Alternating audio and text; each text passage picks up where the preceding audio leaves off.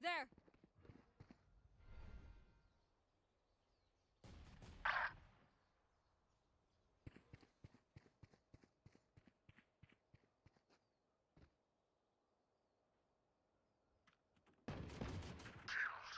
I'm out of here. Heal up, squad. Cover going out. Watch out. Shadow Launching missile. Out of charges. Hawk out. Enemy spotted A. Reloading. Spike planted.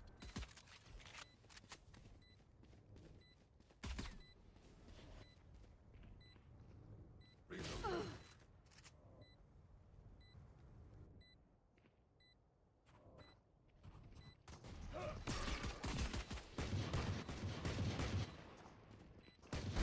Piss off. One enemy remaining.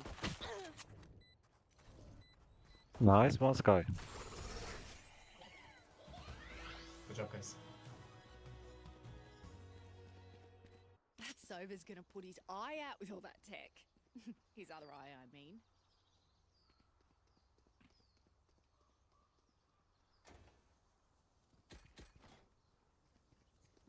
Go,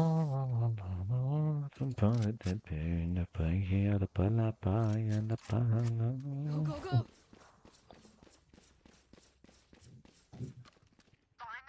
Let's go see that. Wait for the Sova now.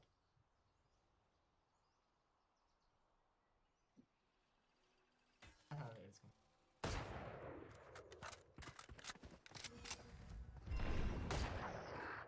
Go, go, go. Launching Short missile. cut. Gotta go. Eliminate. That's one down. Spike planted.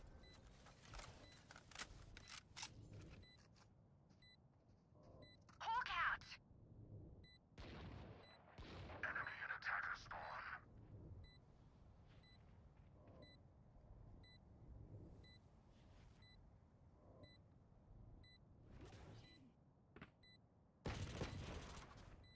Enemy spotted C. One enemy remaining. There. Flawless. There, guys. Very nice. I'm out of here. Keep that fire, yeah?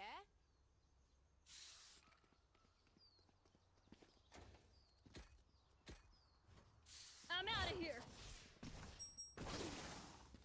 Yeah. Yo, wizards. Hope you're doing all fine. This is my first match for today. I will hold up I was working on some videos. Okay, let's go.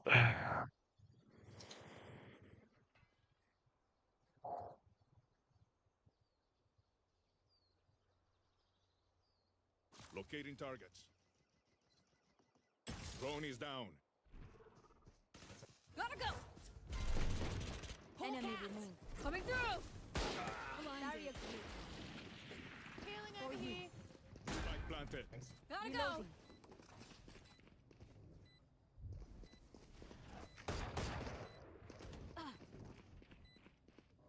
Playing post. They're concussed.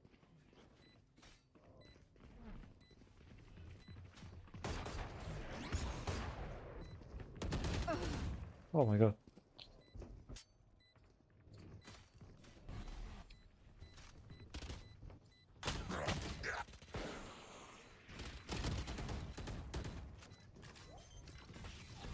Last player standing. Live munition. Missile deployed. That's a kill. One enemy remaining. Nice. Very nice, Dejo. Thank you. We played like a pro, man. I feel good. Yeah. That's weird.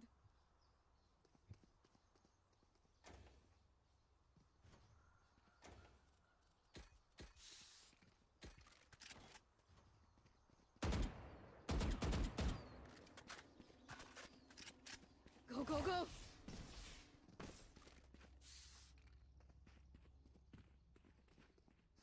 I suggest we keep winning.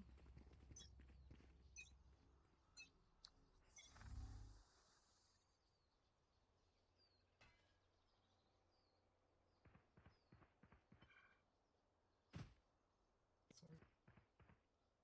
Okay. Wrong going out.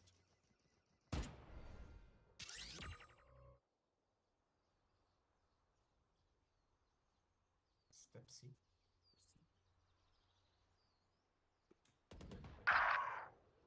Who's next?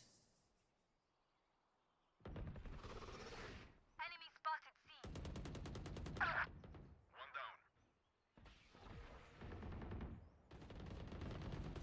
Last Spike, go, player go, go. standing.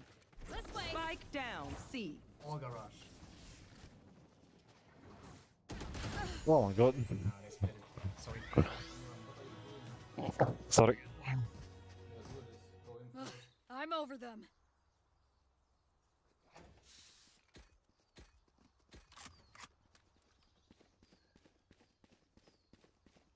Guys, echo. Guys, echo.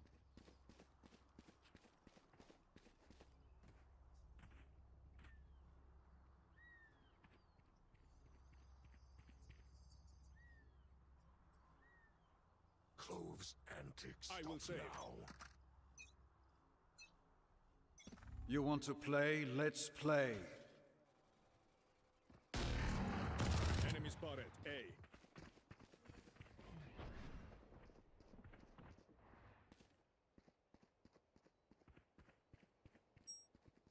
Just let's rotate, guys. Neon will take. Garage. They're coming garage. C steps on C. Go away.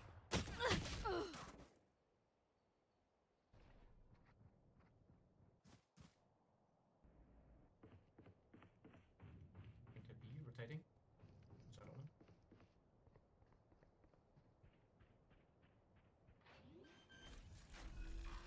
Time to hunt.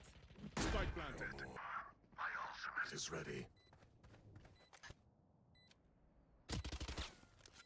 Enemy and defender spawn.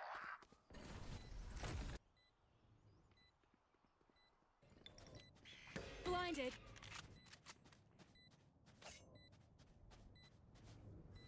Cover going out.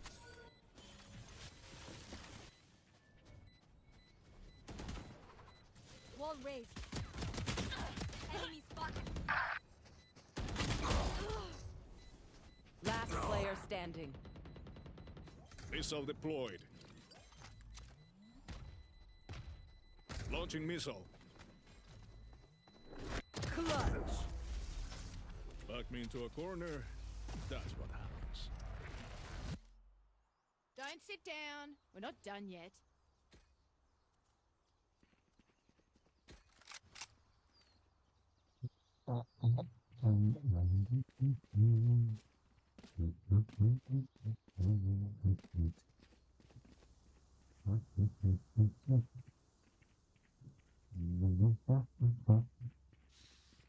This is what happens when you Through the calm, I see. Through the storm, don't I play for a fight. day.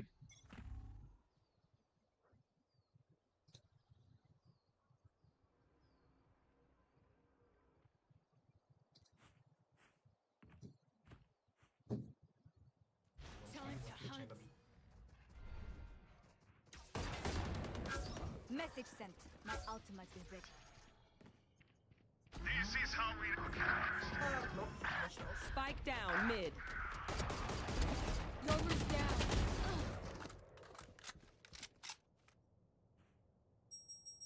For you. I'm out of here.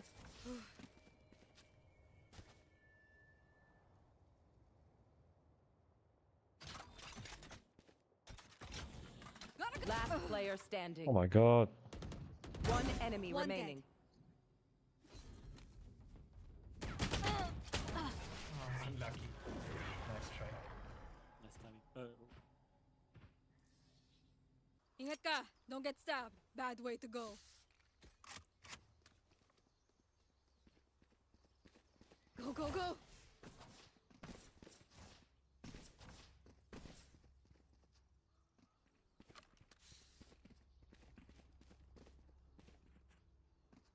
I'm out of Chamber's here. holding B every time. I think we could play C.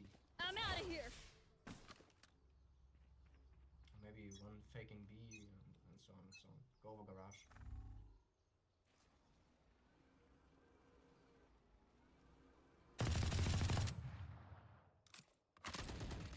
Stand down. You had your fun. My turn.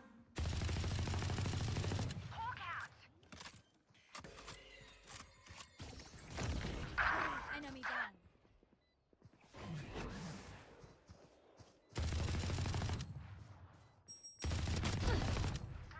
Chamber one hit, chamber one hit. One enemy Make it remaining. interesting. Reloading.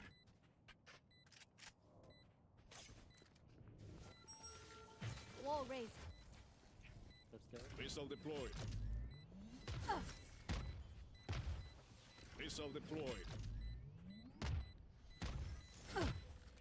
Grenade is live. Oh, Healing you.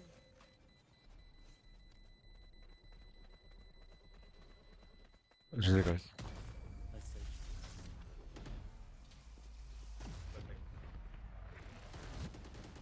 Prepare yourselves. We fight once again. Gotta go. I'm out of here.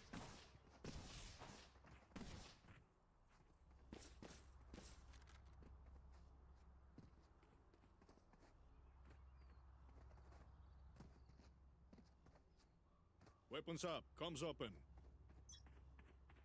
Still warming up.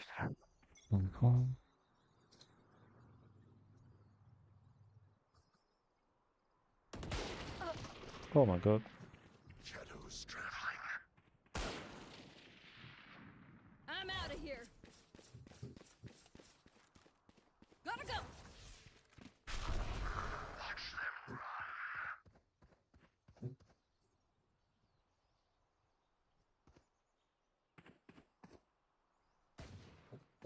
Enemy spotted. See. Drone going out. Enemy and attackers. Hawk out. Hawk out. Launching missile.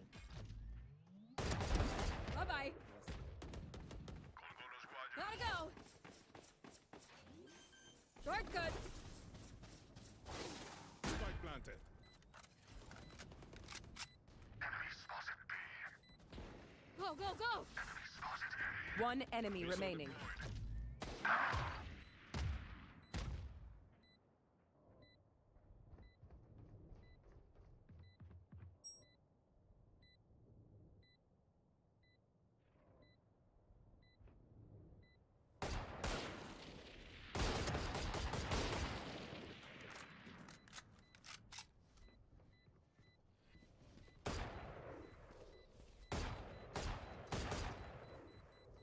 Take this.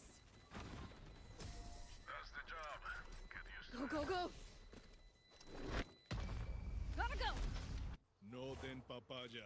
If you compromise your position, I'm out of you here. hand them a free kill. I need this. Go, go, go.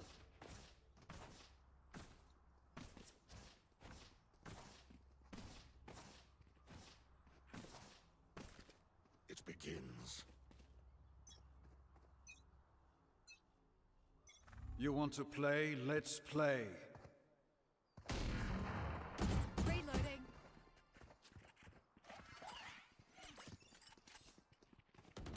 Look at that. My ult's ready.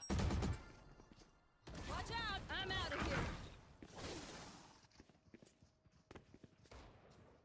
Enemy spotted B. Locating Go, target. go, go. Who's next? Hawk out. Blinded. Spike planted. Seek some outs. Gotta go.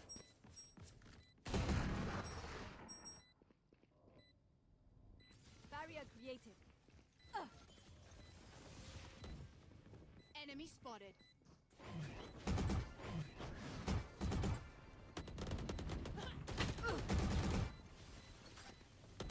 player standing. Here we go!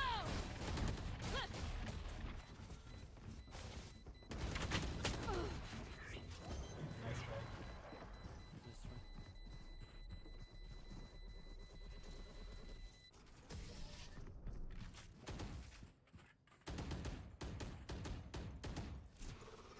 Remember, bullets hurt.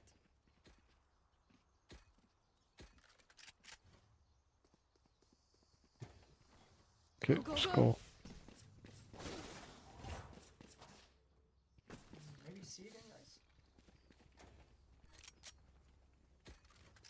Go, go, go!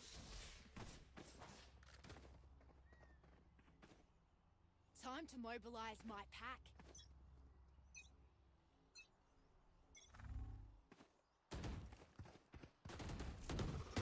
Multiple enemies. See. This is how it ends. I'm out of here. This way. All missiles away.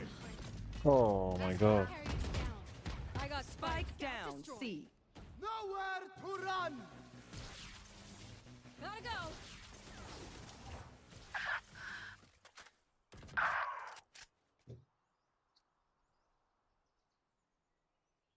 Satisfying. Last player standing.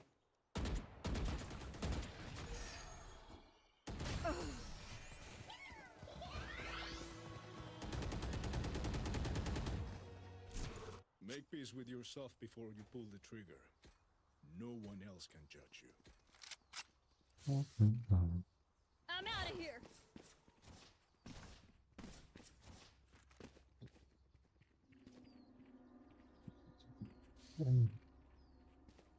Gotta go.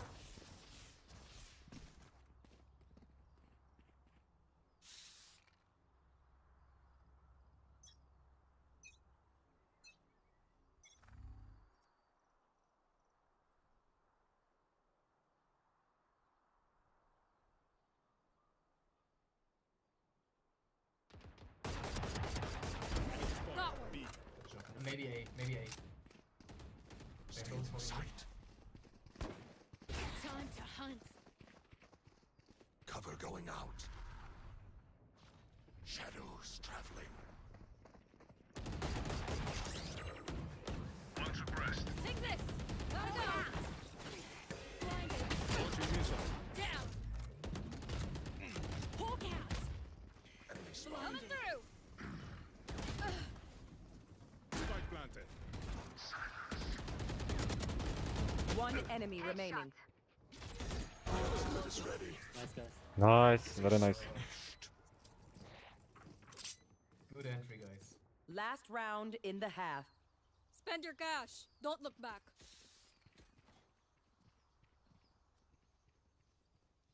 Need a drop. Go, go, go. Salamat. Thanks. Thank you.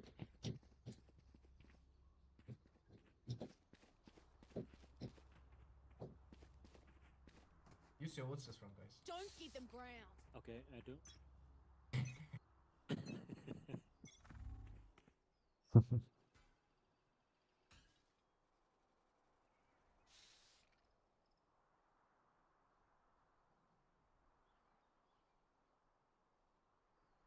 Sage, we need your ult. Stay defense, please. Oh my god. Cover going out. Chamber in A. Barrier created. Your duty is not over. That sucks. Go, go, go. Enemy spotted. B. Thank you. Launching missile. I'm out of here. Hawk out. And maybe now over the rush to C. Gotta go.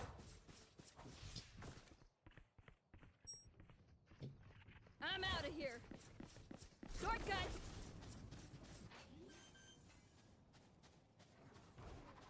Watch out. Planted. Shocked one. Missile deployed.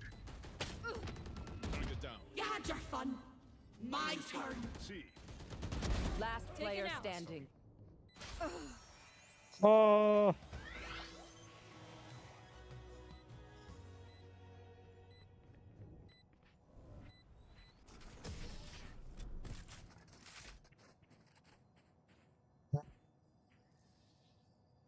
Switching sides. Time to stock. I'm out of here.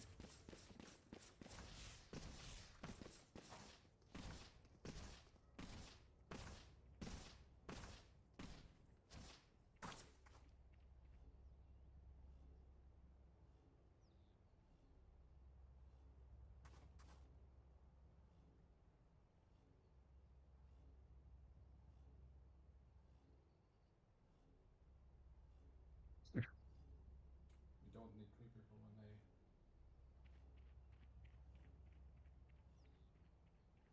I got yous, okay?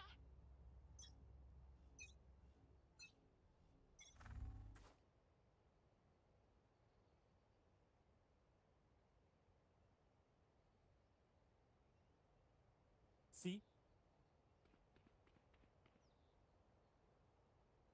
Smoke C.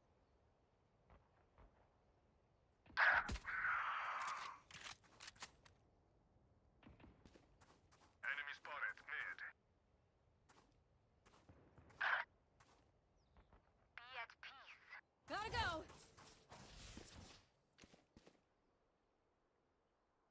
Spike planted. Enemy spotted. Gotta go.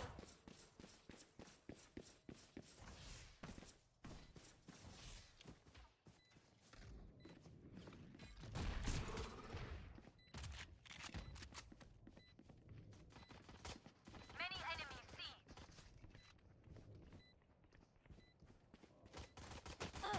Reloading.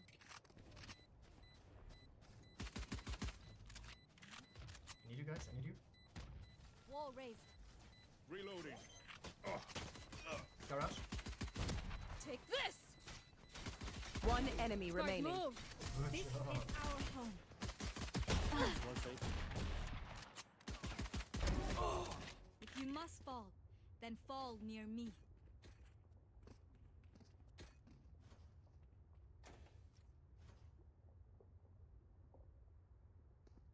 I will see. It's okay.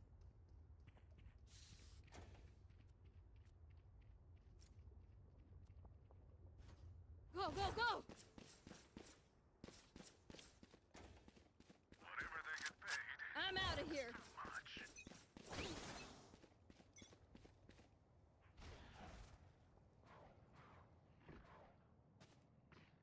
I'm on C. Why are you here? Neon, go B. Don't worry, go ahead. Hey. Go, go, go!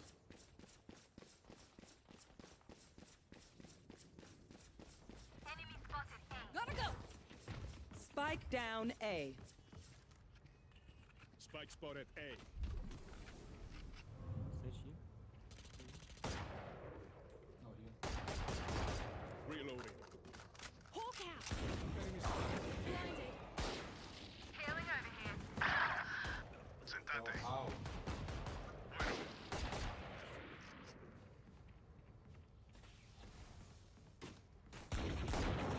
Enemy spotted. Gotta go!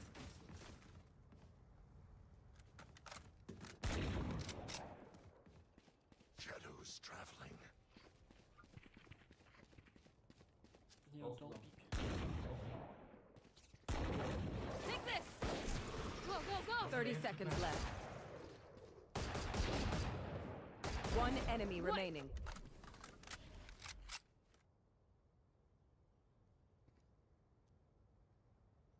Go, go, go!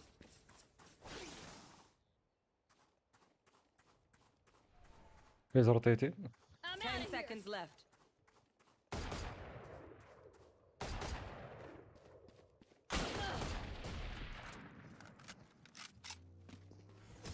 Ow.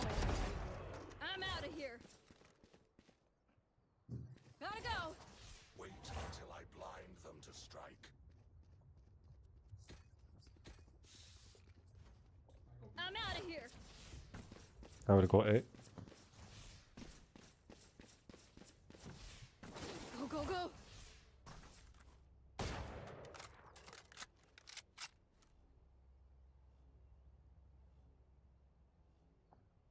By any means necessary.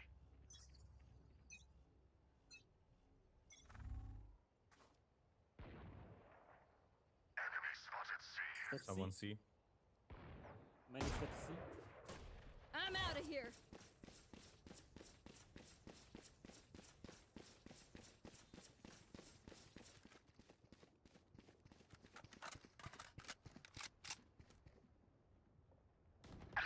Go, go, go! Many Watch enemies out! C. Coming through! Rest. Spike planted. Locating targets.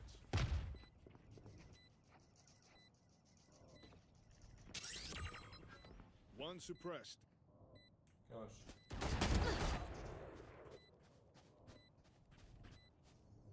Missile deployed.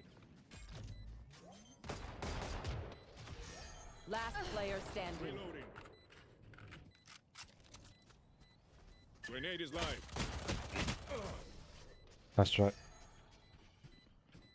We need stage wall on this one. This should be simple enough. I flushed them out, you finish them. Somewhere through the gosh.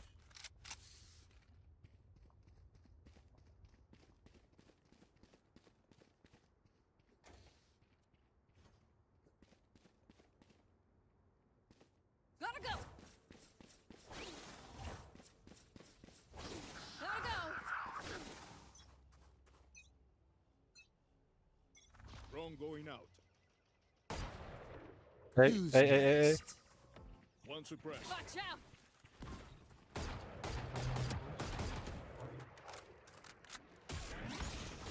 Confirmed kill. Falling back. Let them plan. Let's retake. Blinding. Spike planted.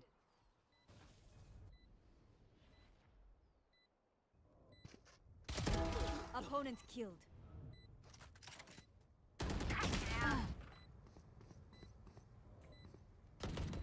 One enemy remaining. Cover going out. Last player standing. Nice, one omen.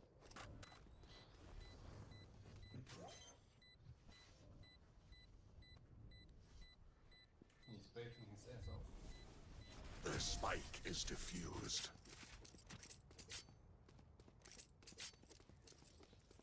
I'll make them remember.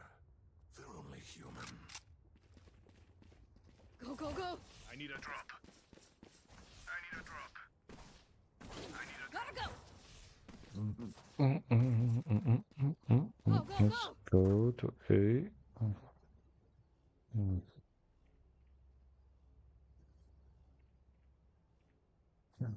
Come on, guys, let's win this. If you say we win. Hey.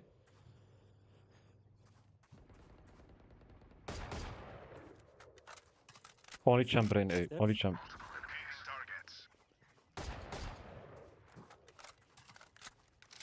See, guys? I'm out of here! And 8. Okay. Chamber still A. Hold A. Stay in A. Almost I will out. go.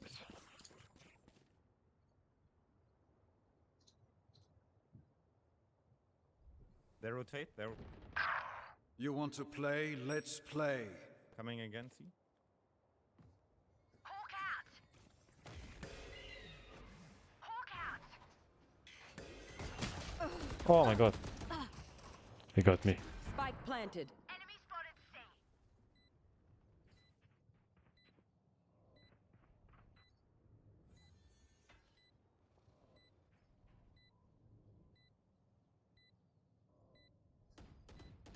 Headshot.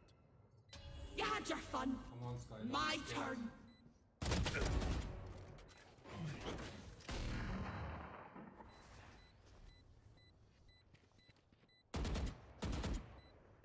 safe. Last player standing. Safe. Sky is scared. It's okay, it's okay. Tough situation.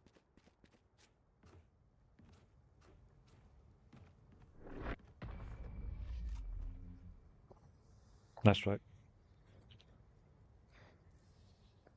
Hi!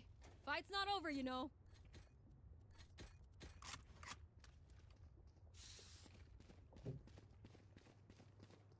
I'm out of here!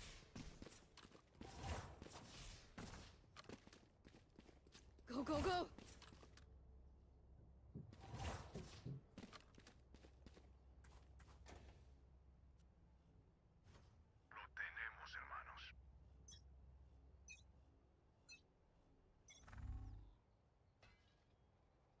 Maybe A.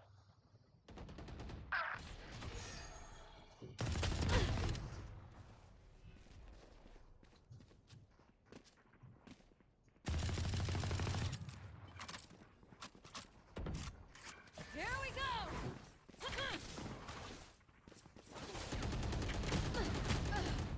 Aye, oh my god.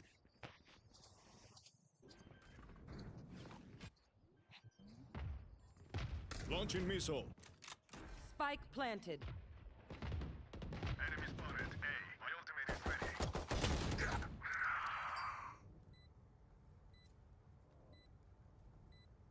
This is how it ends. Enemy spotted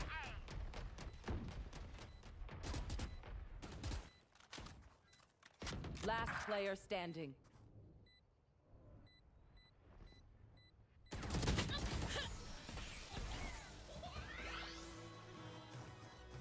Guys, don't push.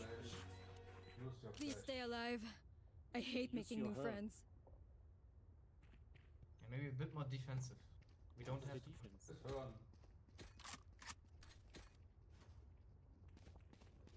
Sage, you wanna play C or you wanna play A? Gotta go! Find the weak I will go see. and break it. Okay, brother.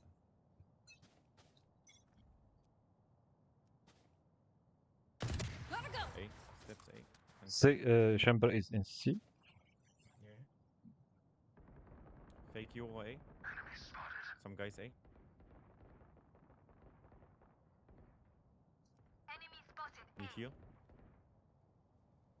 Step C.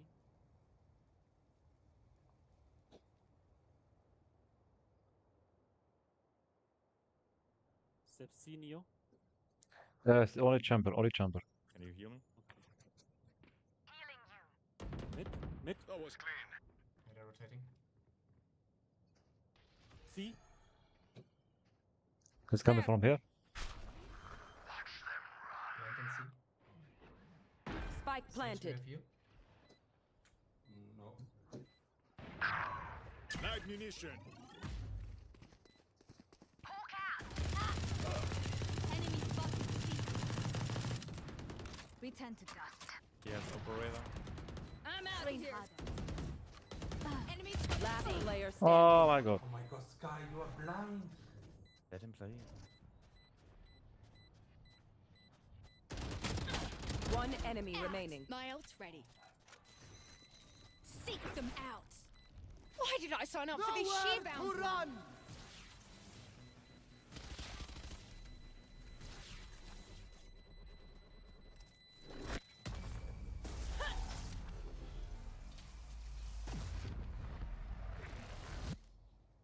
If you see one of my creatures, it's a good thing, alright? We'll figure out what they do.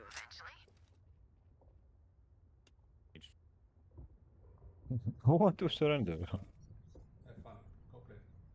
Brother, why are you so toxic? what? What the fuck?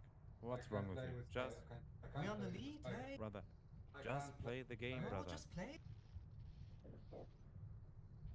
Watch your step. I'm out of here. Let's save one round.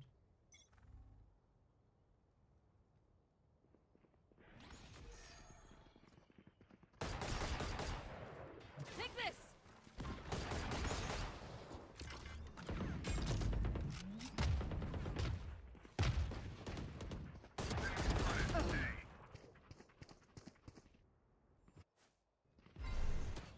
Launching missile.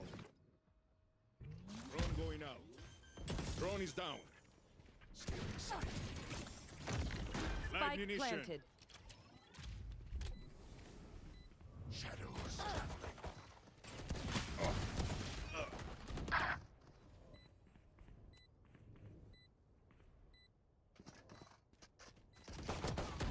Last player standing.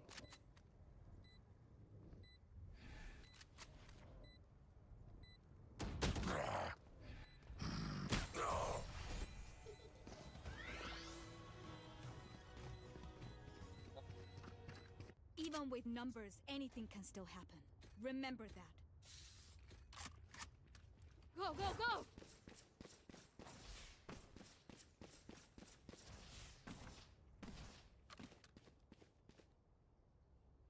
Come on, Sage, we can still win this. Come on.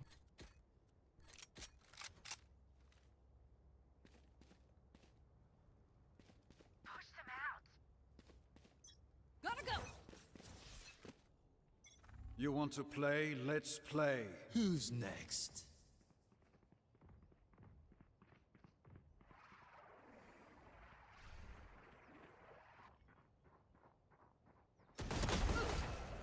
God, you're fun! My turn! This way! Gotta go! You do overstart.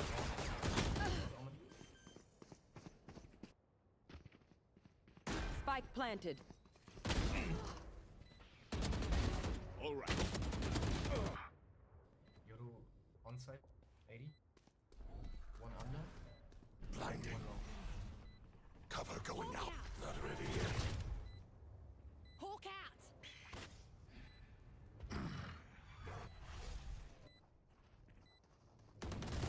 Last player standing. One enemy remaining.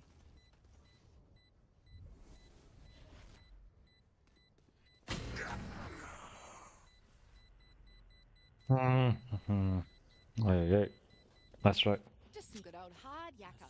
Standing in between us and victory.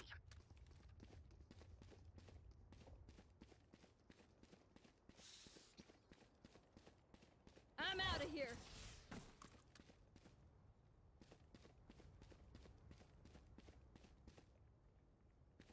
Huh?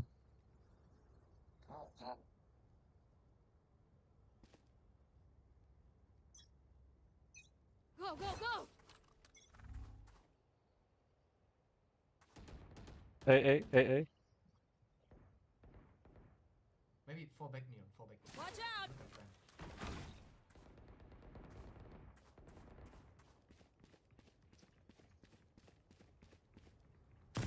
Enemy spotted. Go, go, go!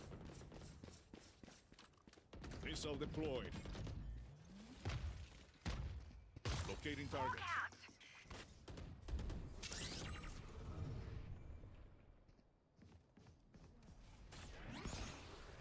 Missile deployed. Grenade is live. Yoru's down! Reloading. Enemy spotted me. Spike down. C. Then you're all Sage. I'm out of here! Sage, Last player standing. Oh my god. Spike planted. Dead and buried.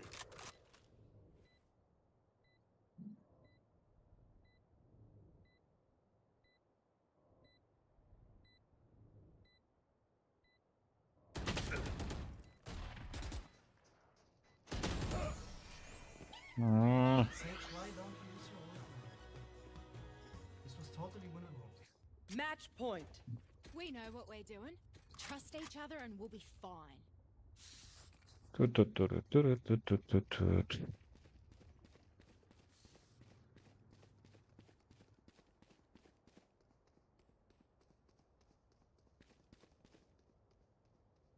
I'm out of here!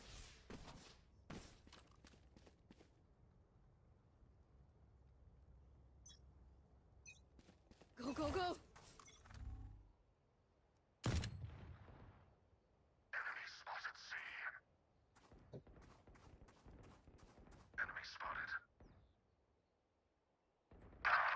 Gotta go!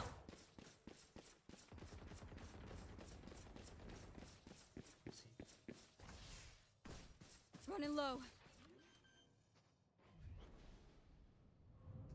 Spike planted.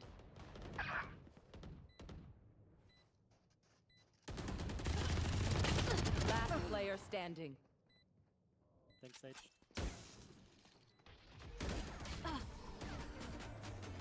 Attackers win. Who's next? In fact, it used to be a standard distress call. It was termed an SOS, though I've no idea what that meant. Anyhow, somebody must have read old-fashioned novels sometime to know about it.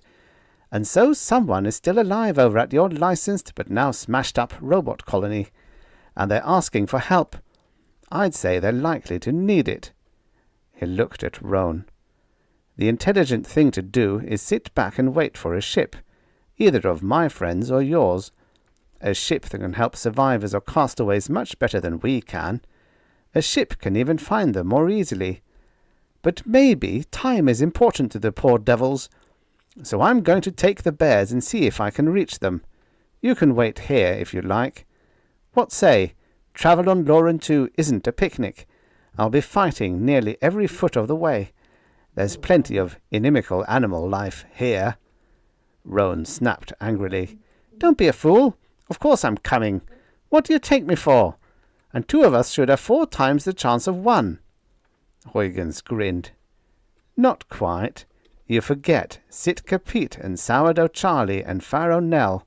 There'll be 5 of us if you come instead of 4. And of course Nugget has to come, and he'll be no help. But Semper may make up for him.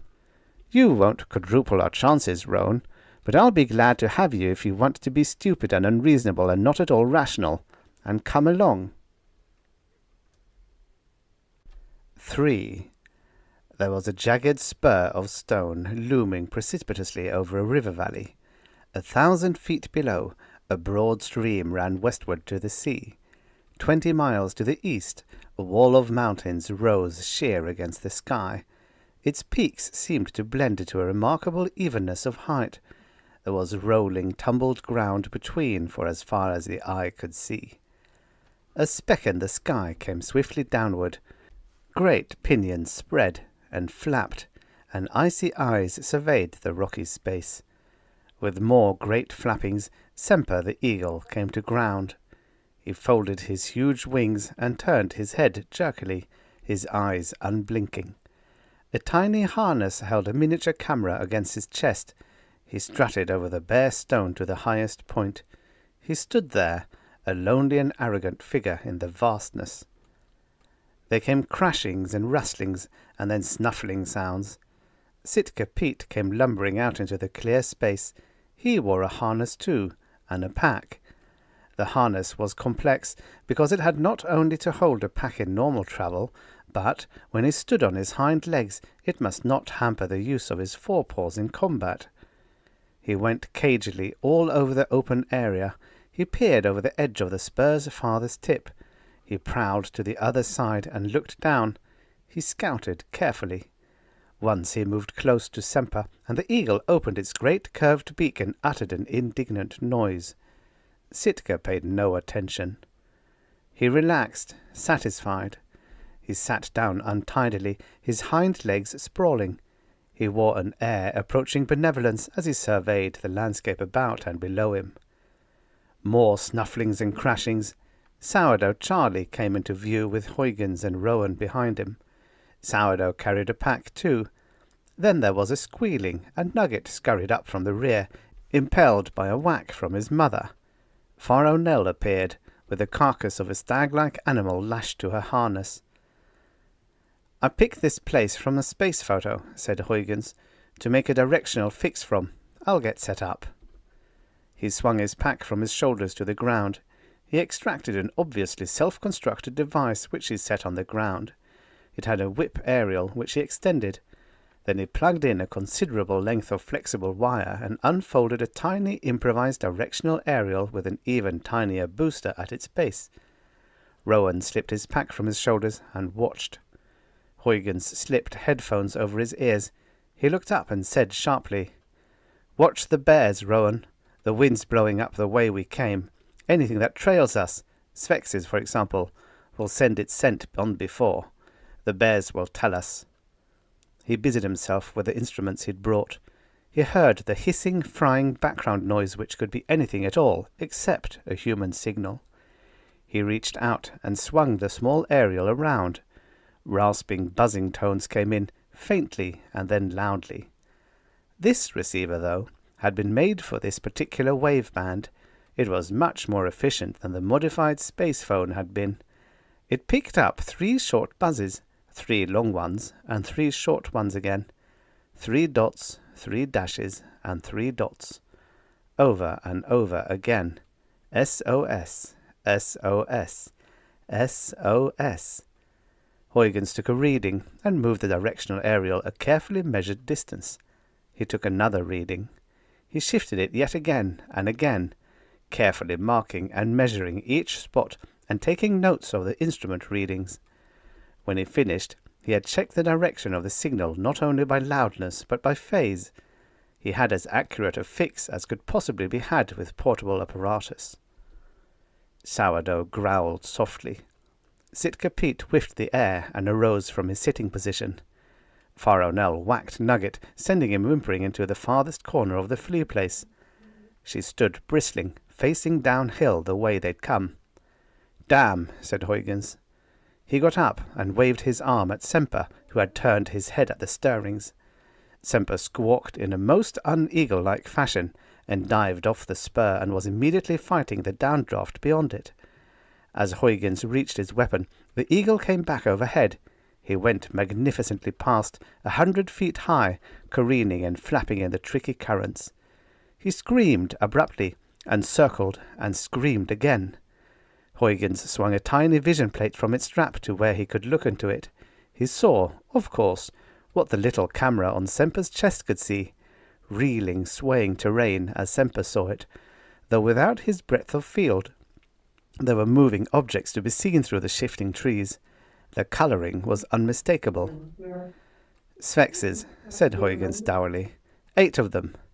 Don't look for them to follow our track, Roan. They run parallel to a trail on either side. That way they attack in breadth and all at once when they catch up. And listen, the bears can handle anything they tangle with.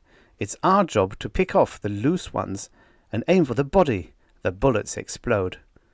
He threw off the safety of his weapon. Faronel, uttering thunderous growls, went padding to a place between Sitka Pete and Sourdough. Sitka glanced at her and made a whuffing noise, as if derisive of her blood-curdling sounds. Sourdough grunted in a somehow solid fashion. He and Sitka moved farther away from Nell to either side. They would cover a wider front. There was no other sign of life in the shrillings of the incredibly tiny creatures which on this planet were birds, and Faronel's deep bass, raging growls, and then the click of Roan's safety going off as he got ready to use the weapon Huygens had given him. Semper screamed again, flapping low above the treetops, following party-coloured, monstrous shapes beneath. 8 blue and tan fiends came racing out of the underbrush. They had spiny fringes and horns and glaring eyes, and they looked as if they had come straight out of hell. On the instant of their appearance, they leaped, emitting squalling, spitting squeals that were like the cries of fighting tomcats 10,000 times magnified. Huygens' rifle cracked, and its sound was wiped out in the louder detonation of its bullet in Sphexian flesh. A tan and blue monster tumbled over, shrieking. Faronel charged, the very impersonation of white-hot fury. Rowan fired, and his bullet exploded against a tree. Sitka Pete brought his massive forepaws in a clapping, monstrous ear-boxing motion. A Sphex died. Then Rowan fired again. Sourdough Charlie whuffed. He fell forward upon a spitting, bicoloured fiend, rolled him over, and raked with his hind claws. The belly hide of the Sphex was tenderer than the rest. The creature rolled away, snapping at its own wounds. Another Sphex found itself shaken loose from the tumult about Sitka Pete. It whirled to leap on him from behind, and Huygens fired very coldly, and 2 plunged upon Faronel, and Rowan blasted one, and Faronel disposed of the other in truly awesome fury. Then Sitka Pete heaved himself erect, seeming to drip Sphinxes, and Sourdough waddled over and pulled one off and killed it, and went back for another. And both rifles cracked together, and there was suddenly nothing left to fight. The bears prowled from one to another of the corpses. Sitka Pete rumbled and lifted up a limp head. Crash! Then another. He went over the lot, whether or not they showed signs of life. When he had finished, they were wholly still. Semper came flapping down out of the sky. He had screamed and fluttered overhead as the fight went on. Now he landed with a rush. Huygens went soothingly from one bear to another, calming them with his voice. It took longest to calm Faronel, licking Nugget with impassioned solicitude and growling horribly as she licked. "Come along now," said Huygens, when Sitka showed signs of intending to sit down again. "Heave these carcasses over a cliff. Come along. Sitka, Sourdough, hup!" He guided them as the two big males somewhat fastidiously lifted up the nightmarish creatures they and the guns together had killed, and carried them to the edge of the spur of stone. They let the dead beasts go bouncing and sliding down into the valley. "That," said Huygens, "is so the little pals will gather round them and caterwaul their woe where there's no trail of ours to give them ideas. If we'd been near a river, I'd have dumped them in to float down river and gather mourners wherever they stranded. Around the station I incinerate them. If I had to leave them, I'd make tracks away. About 50 miles upwind would be a good idea." He opened the pack Sourdough carried and extracted giant-sized swabs and some gallons of antiseptic.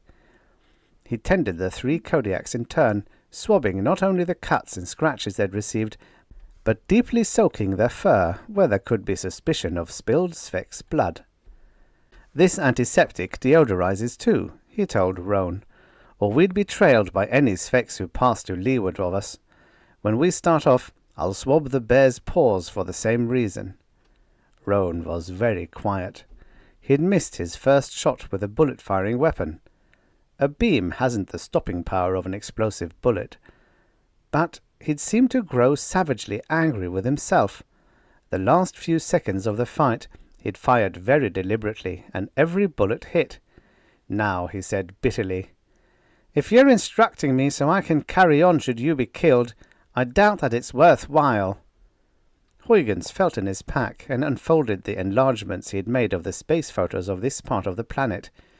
He carefully oriented the map with the distant landmarks. He drew a painstaking, accurate line across the photo. "The SOS signal comes from somewhere close to the robot colony," he reported. "I think a little to the south of it.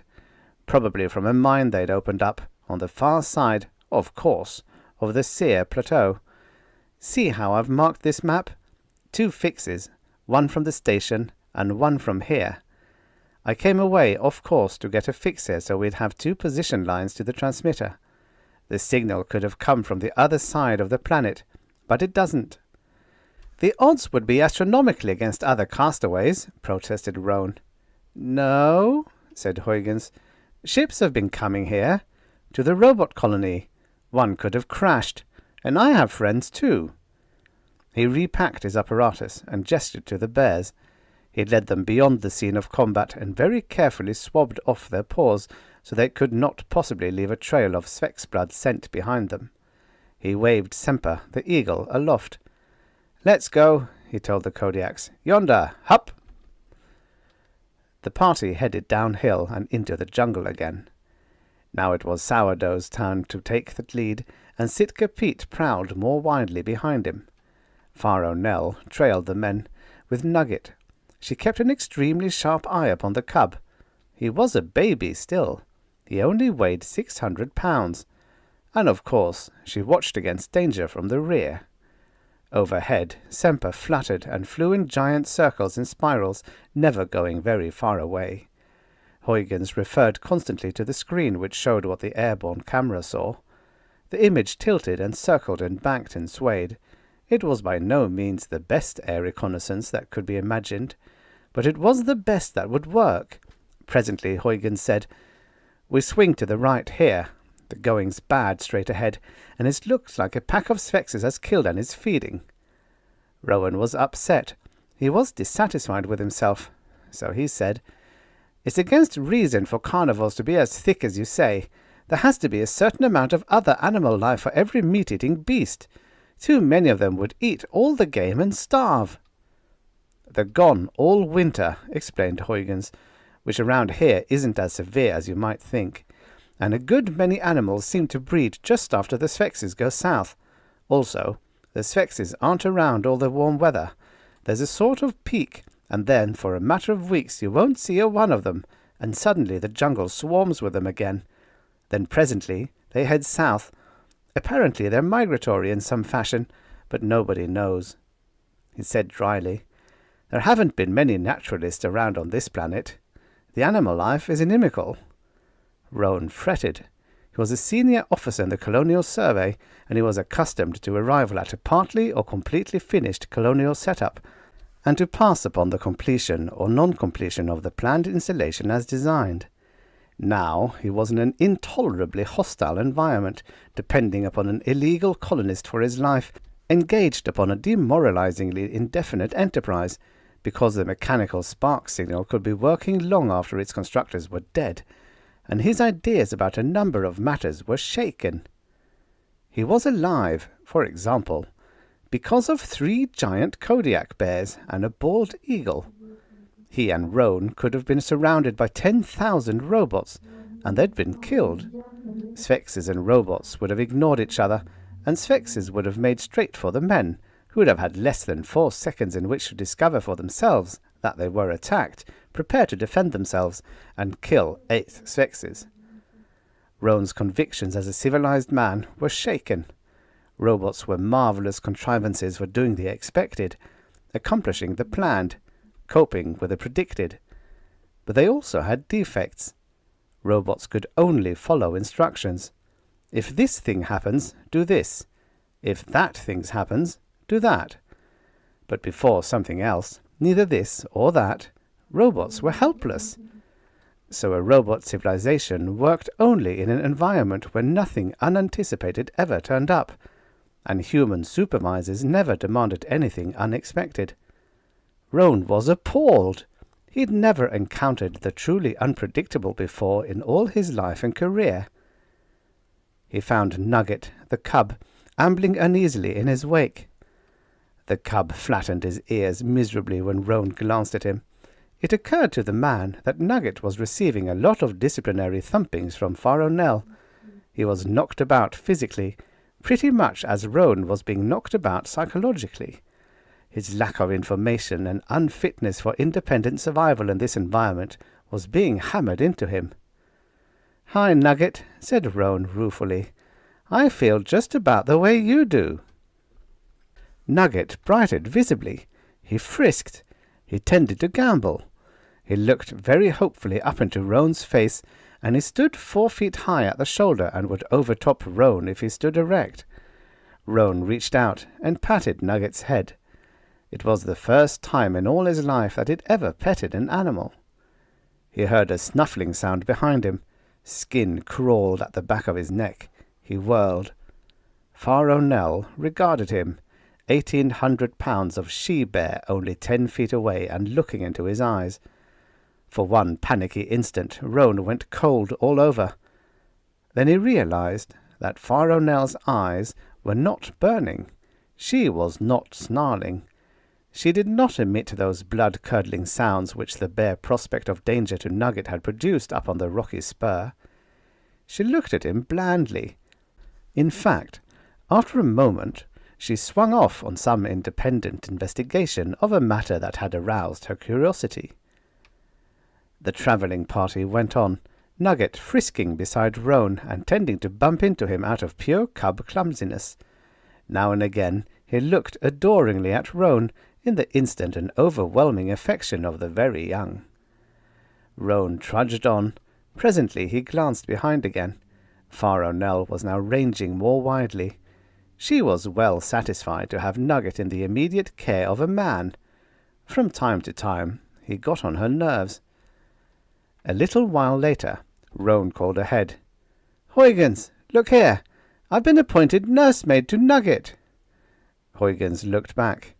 "Oh, slap him a few times and he'll go back to his mother." "The devil I will," said Roan querulously. "I like it." The travelling party went on. When night fell, they camped. There could be no fire, of course, because all the minute night things about would come eagerly to dance in the glow. But there could not be darkness equally, because night walkers hunted in the dark. So Huygens set out the barrier lamps, which made a wall of twilight about their halting place, and the stag-like creature Faronel had carried became their evening meal. Then they slept. At least the men did, and the bears dozed and snorted and waked and dozed again. But Semper sat immobile with his head under his wing on a tree limb. And presently there was a glorious cool hush, and all the world glowed in morning light diffused through the jungle by a newly risen sun. And they arose and travelled again. This day they stopped stock still for 2 hours while Sphinxes puzzled over the trail the bears had left. Huygens discoursed calmly on the need for an anti-scent to be used on the boots of men and the paws of bears, which would make the following of the trails unpopular with Sphinxes. And Roan seized upon the idea and absorbedly suggested that a Sphinx-repellent odour might be worked out, which would make a human revolting to a Sphinx. If that were done, why, humans could go freely about unmolested. Like stink bugs, said Huygens sardonically. A very intelligent idea, very rational. You can feel proud. And suddenly Roan, very obscurely, was not proud of the idea at all. They camped again.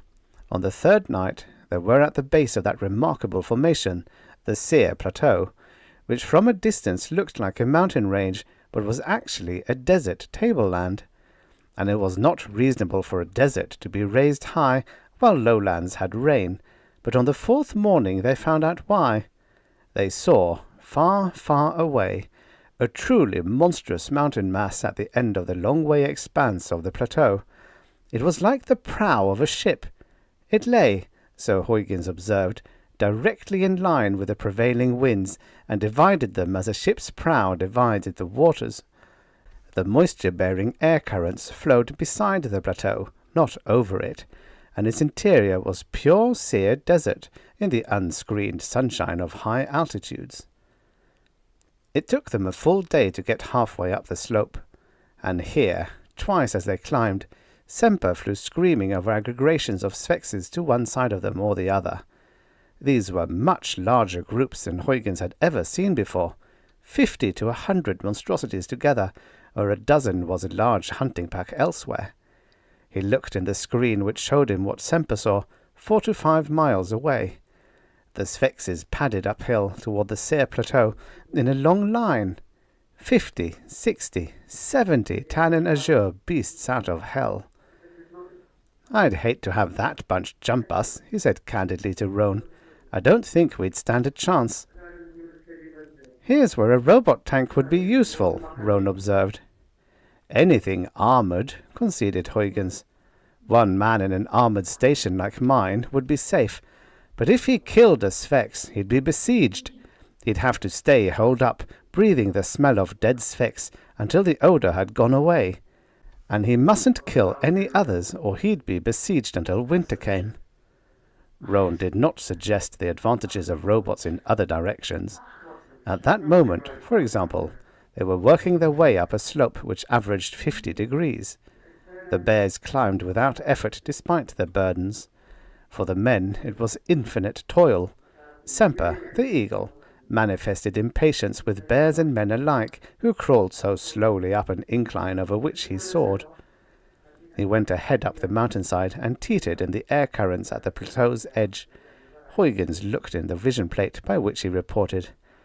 "How the devil," panted Roan. They had stopped for a breather, and the bears waited patiently for them. "Do you train bears like these? I can understand Semper." "I don't train them," said Huygens, staring into the plate. "They're mutations. In heredity, the sex linkage of physical characteristics is standard stuff, but there's been some sound work done on the gene linkage of psychological factors. There was need, on my home planet, for an animal who could fight like a fiend, live off the land, carry a pack, and get along with men at least as well as dogs do. In the old days, they'd have tried to breed the desired physical properties into an animal who already had the personality they wanted. Something like a giant dog, say. But back home, they went at it the other way around. They picked the wanted physical characteristics and bred for the personality, the psychology. The job got done over a century ago. A Kodiak bear named Codius Champion was the first real success. He had everything that was wanted. These bears are his descendants." "They look normal," commented Roan. "They are," said Huygens warmly. just as normal as an honest dog. They're not trained like Semper.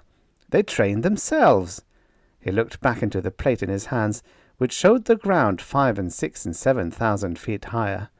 Semper now is a trained bird without too much brains. He's educated, a glorified hawk. But the bears want to get along with men. They're emotionally dependent on us, like dogs. Semper's a servant, but they're companions and friends. He's trained, but they're loyal.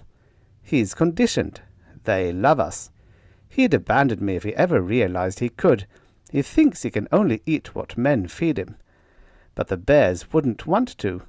They like us. I admit that I like them. Maybe because they like me. Rowan said deliberately. Aren't you a trifle loose-tongued, Huygens? I'm a colonial survey officer. I have to arrest you sooner or later. You've told me something that will locate and convict the people who sent you up here. It shouldn't be hard to find where bears were bred for psychological mutations, and where a bear named Codius Champion left descendants. I can find out where you came from now, Huygens.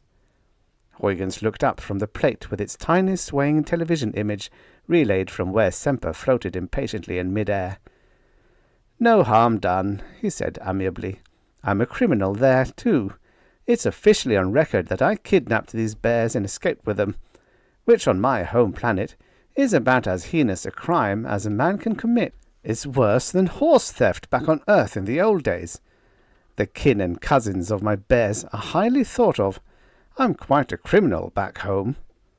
Rowan stared. Did you steal them? He demanded. Confidentially, said Huygens. No, but prove it. Then he said, Take a look in this plate. See what Semper can see up at the plateau's edge. Rowan squinted aloft, where the eagle flew in great sweeps and dashes. Somehow, by the experience of the past few days, Rowan knew that Semper was screaming fiercely as he flew. He made a dart toward the plateau's border. Rowan looked at the transmitted picture. It was only 4 inches by 6, but it was perfectly without grain and in accurate colour. It moved and turned as the camera-bearing eagle swooped and circled. For an instant, the screen showed the steeply sloping mountainside, and off at one edge the party of men and bears could be seen as dots. Then it swept away and showed the top of the plateau. There were sphinxes. A pack of 200 trotted toward the desert interior. They moved at leisure, in the open. The viewing camera reeled, and there were more. As Rowan watched, and as the bird flew higher, he could see still other sphinxes moving up over the edge of the plateau from a small erosion defile here and another one there. The Seer Plateau was alive with the hellish creatures. It was inconceivable that there should be game enough for them to live on. They were visible as herds of cattle would be visible on grazing planets. It was simply impossible. Migrating, observed Huygens. I said they did. They're headed somewhere.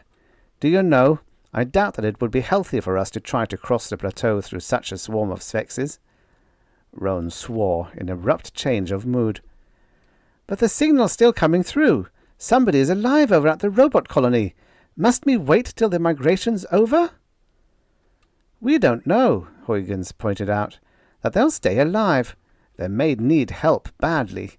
We have to get to them, but at the same time...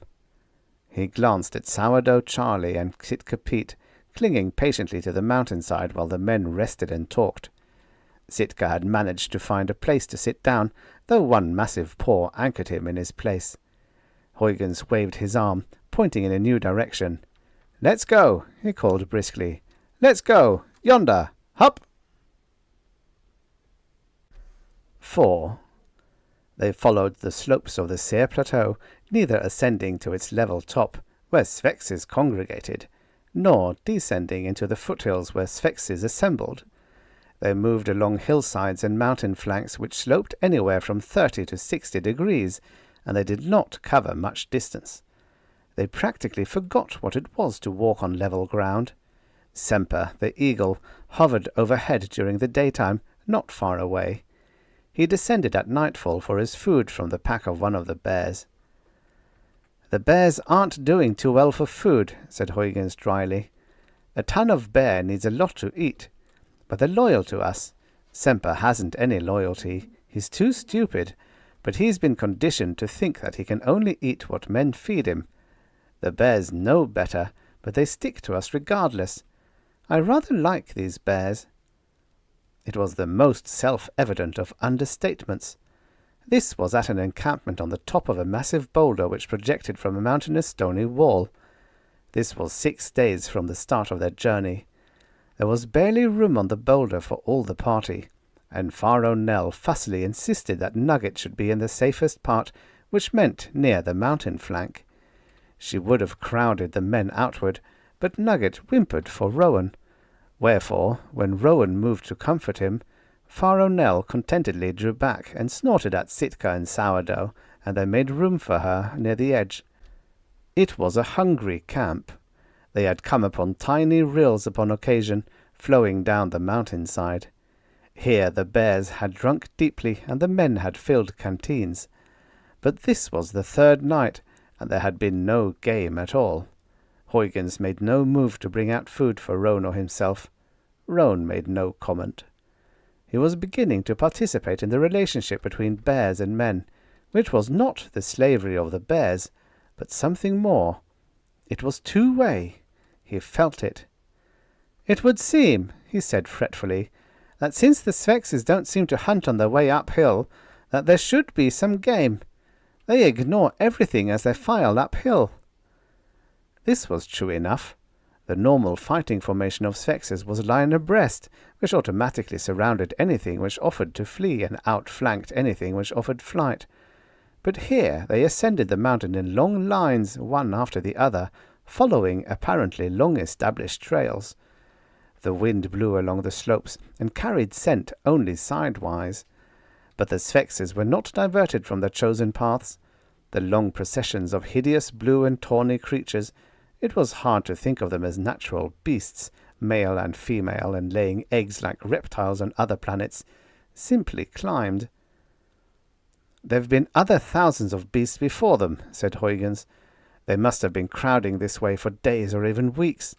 We've seen tens of thousands in Semper's camera. They must be uncountable altogether. The first comers ate all the game there was, and the last comers have something else on whatever they use for mines." Roan protested. "But so many carnivores in one place is impossible. I know they are here, but they can't be." "They're cold-blooded," Huygens pointed out. "They don't burn food to sustain body temperature. After all, lots of creatures go for long periods without eating. Even bears hibernate. But this isn't hibernation, or Eastervation either." He was setting up the radiation wave receiver in the darkness. There was no point in attempting a fix here. The transmitter was on the other side of the Seer Plateau, which inexplicably swarmed with the most ferocious and deadly of all the creatures of Lauren II.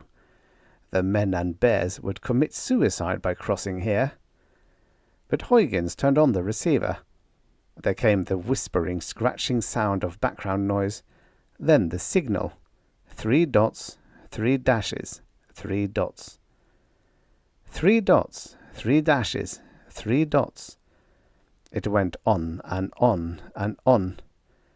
Huygens turned it off. Roan said, "Shouldn't we have answered that signal before we left the station? To encourage them?" "I doubt they have a receiver," said Huygens. "They won't expect an answer for months, anyhow. They'd hardly listen all the time, and if they're living in a mine tunnel and trying to sneak out for food to stretch their supplies, why, they'll be too busy to try to make complicated recorders or relays." Roan was silent for a moment or two. "We've got to get food for the bears," he said presently. "Nugget's weaned, and he's hungry." "We will," Huygens promised. "I may be wrong, but it seems to me that the number of Svexes climbing the mountains is less than yesterday and the day before. We may have just about crossed the path of their migration. They're thinning out. When we pass their trail, we'll have to look out for night walkers and the like again, but I think they wiped out all animal life on their migration route." He was not quite right. He was waked in darkness by the sound of slappings and the grunting of bears. Feather-light puffs of breeze beat upon his face. He struck his belt lamp sharply, and the world was hidden by a whitish film which snatched itself away. Something flapped. Then he saw the stars and the emptiness on the edge of which they camped. The big white things flapped toward him. Sitka Pete waffed mightily and swatted. Faro Nell grunted and swung. She caught something in her claws. She crunched. The light went off as Huygens realized. Then he said, "Don't shoot, Roan." He listened and heard the sounds of feeding in the dark. It ended. "Watch this," said Huygens. The belt-light camera came on again. Something strangely shaped and pallid like human skin reeled and flapped crazily toward him. Something else. 4, 5, 10, 20 more. A huge hairy paw reached up into the light beam and snatched a flying thing out of it. Another great paw. Huygens shifted the light, and the 3 great Kodiaks were on their hind legs, swatting at creatures which flitted insanely, unable to resist the fascination of the glaring lamp. Because of their wild gyrations, it was impossible to see them in detail, but they were those unpleasant night creatures which looked like plucked flying monkeys, but were actually something quite different. The bears did not snarl or snap. They swatted, with a remarkable air of business-like competence and purpose. Small mounds of broken things built up about their feet. Suddenly there were no more. Huygens snapped off the light. The bears crunched and fed busily in the darkness. "Those things are carnivores and bloodsuckers, Roan," said Huygens calmly. "They drain their victims of blood like vampire bats. They've some trick of not waking them, and when they're dead, the whole tribe eats. But bears have thick furs, and they wake when they're touched. And they're omnivorous. They'll eat anything but sphinxes, and like it. You might say that those night creatures came to lunch, but they stayed. They are it, for the bears, who are living off the country as usual." Roan uttered a sudden exclamation. He made a tiny light, and blood flowed down his hand. Huygens passed over his pocket kit of antiseptic and bandages. Roan stanched the bleeding and bound up his hand. Then he realized that Nugget chewed on something. When he turned the light, Nugget swallowed convulsively. It appeared that he had caught and devoured the creature which had drawn blood from Roan, but Roan had lost none to speak of at that. In the morning, they started along the sloping scarp of the plateau once more. During the morning, Roan said painfully, "Robots wouldn't have handled those vampire things, Huygens." "Oh, they could be built to watch for them," said Huygens, tolerantly, "but you'd have to swat for yourself. I prefer the bears." He led the way on. Here, the jungle formation could not apply. On a steep slope, the bears ambled comfortably, the tough pads of their feet holding fast on the slanting rock, but the men struggled painfully. Twice Huygens halted to examine the ground about the mountain's bases through binoculars. He looked encouraged as they went on. The monstrous peak, which was like the bow of a ship at the end of the Sear Plateau, was visibly nearer. Toward midday, indeed, it looked high above the horizon, no more than 15 miles away. And at midday Huygens called a final halt. "No more congregations of sphinxes down below," he said cheerfully, "and we haven't seen a climbing line of them in miles." The crossing of a sphinx trail meant simply waiting until one party had passed, and then crossing before another came in view. "I've a hunch we've crossed their migration route. Let's see what Semper tells us." He waved the eagle aloft, and Semper, like all creatures other than men, normally functioned only for the satisfaction of his appetite, and then tended to loaf or sleep. He had ridden the last few miles perched on Sitka Pete's pack. Now he soared upward, and Huygens watched in the small vision plate. Semper went soaring, and the image on the plate swayed and turned, and in minutes was above the plateau's edge. And here there was some vegetation, and the ground rolled somewhat, and there were even patches of brush. But as Semper towered higher still, the inner desert appeared. But nearby it was clear of beasts. Only once, when the eagle banked sharply and the camera looked along the long dimension of the plateau, did Huygens see any sign of the blue and tan beasts. There he saw what looked like masses amounting to herds, but of course, carnivores do not gather in herds. "We go straight up," said Huygens in satisfaction. "We cross the plateau here, and we can edge downwind a bit even. I think we'll find something interesting on our way to your robot colony." He waved to the bears to go ahead uphill. They reached the top hours later, barely before sunset, and they saw game. Not much, but game at the grassy, brushy border of the desert. Huygens brought down a shaggy ruminant which surely would not live on the desert. The night fell. There was an abrupt chill in the air. It was much colder than night temperatures on the slopes. The air was thin. Roan thought confusedly and presently guessed at the cause. In the lee of the Prow Mountain the air was calm. There were no clouds. The ground radiated its heat to empty space. It could be bitterly cold in the night time here. "And hot by day," Huygens agreed when he mentioned it. "The sun shines terrifically hot where the air is thin, but on most mountains there's wind. By day, here, the ground will tend to heat up like the surface of a planet without atmosphere. It may be 140 or 50 degrees on the sand at midday, but it should be cold at night." It was. Before midnight, Huygens built a fire. There could be no danger of night walkers where the temperature dropped to freezing.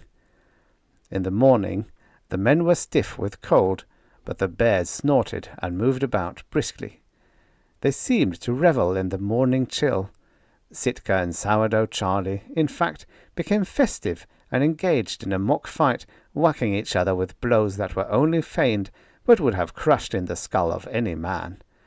Nugget sneezed with excitement as he watched them. Pharaoh Nell regarded them with female disapproval. They went on. Semper seemed sluggish.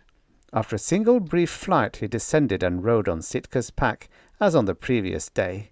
He perched there, surveying the landscape as it changed from semi-arid to pure desert in their progress. His air was arrogant, but he would not fly. Soaring birds do not like to fly when there are no winds to make currents of which to take advantage. On the way, Huygens painstakingly pointed out to Roan exactly where they were on the enlarged photograph taken from space, and the exact spot from which the distress signals seemed to come. "You're doing it in case something happens to you," said Roan. "I admit it's sense, but what could I do to help those survivors even if I got to them without you?" "What you've learned about Sphinxes would help," said Huygens. "The bears would help, and we left a note back at my station. Whoever grounds at the landing field back there, and the beacon's working again, will find instructions to come to the place we're trying to reach." Roan plodded alongside him. The narrow non-desert border of the Sear Plateau was behind them now. They marched across powdery desert sand. "See here," said Roan. "I want to know something. You tell me you're listed as a bear thief on your home planet. You tell me it's a lie to protect your friends from prosecution by the Colonial Survey. You're on your own, risking your life every minute of every day. You took a risk in not shooting me. Now you're risking more in going to help men you'd have to be witnesses that you were a criminal. What are you doing it for?" Huygens grinned. "Because I don't like robots. I don't like the fact that they're subduing men, making men subordinate to them." "Go on," insisted Roan. "I don't see why disliking robots should make you a criminal, nor men subordinating themselves to robots either." "But they are," said Huygens mildly. "I'm a crank, of course, but I live like a man on this planet. I go where I please and do what I please. My helpers, the bears, are my friends. If the robot colony had been a success, would the..."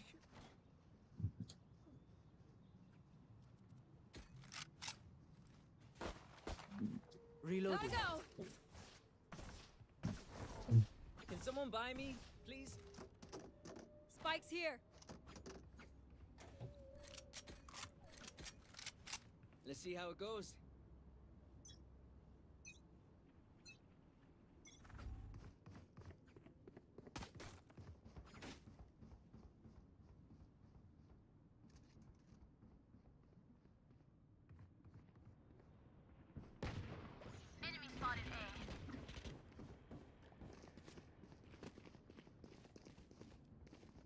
go, go! Coming through! I'm out of here.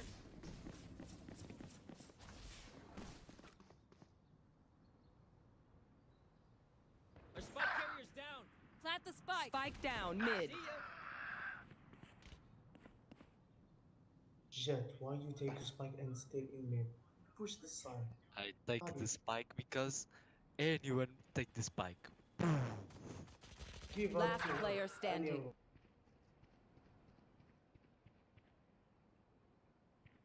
If you don't take the spike, I will take the spike. Why you still in Understand mid? me. Why you push Understand. the side? You are Why you honest. shut the fuck up, motherfucker. Bro. 30 you are seconds really left. bad. Guys, Nice try.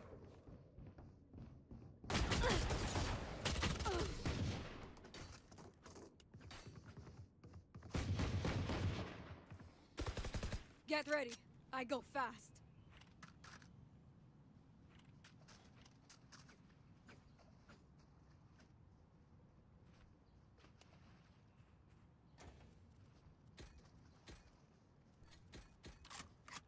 Gotta go.